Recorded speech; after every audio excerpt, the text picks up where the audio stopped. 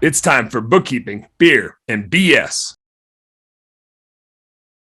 Yep. What was it like? Where was the inflection point for you when you were like, all right, I'm doing this. This used to be like a hobby and a part-time job to make some side hustle cash, and now I just realized this is like a career. Was there a moment or an inflection point that created that for you?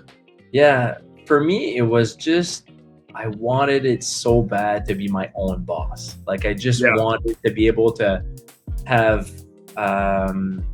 I didn't want to be limited to a salary. I didn't want to be limited to a certain amount. I was like, hey, I'm gonna hustle until I meet some of my goals. So I want to double or triple this salary. I want to able to, and then once you have a bunch of employees, it's more like, hey, I could help them build their lives as well, and help their family, and so I became more passionate about that. So I partnered up with a couple other people to be able to acquire businesses that help us grow to that rate. So it's there's always like a backstory to the whole story, but that's essentially it was the wanting to get out of that being stuck in the job, going into the office every day because you have to, to saying, hey, if I build something great, maybe I'll have more than 3-4 weeks vacation a year. Maybe I'll have more than just that, but it's good for some people. They want the stability. I don't think I was born to have stability in that sense, in that same way.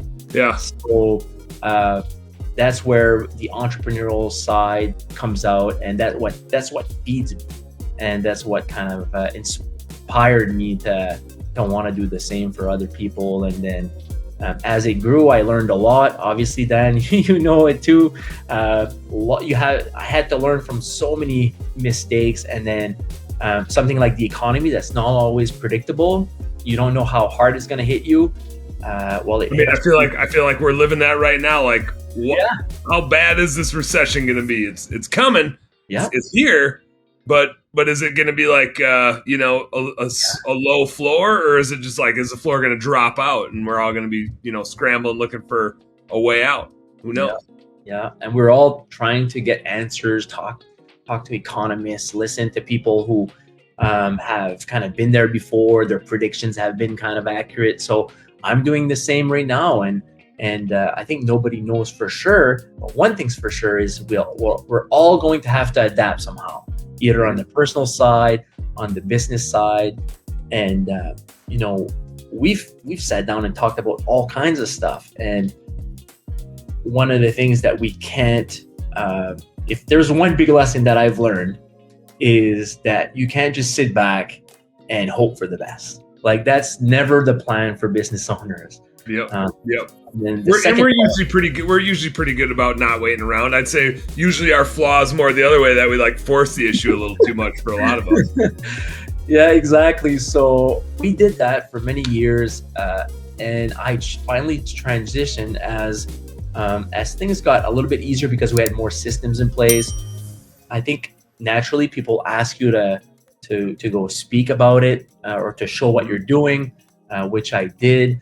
That brings us to about 2013, 2015, where I was starting to speak more and more throughout Canada and the US.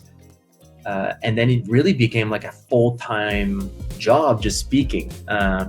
So being at over 80 to 100 events a year, it just kept me so busy. So I transitioned out by selling the first business in 2015, and then the second business in 2017, and then just been full-time coach, consultant, and speaker since then.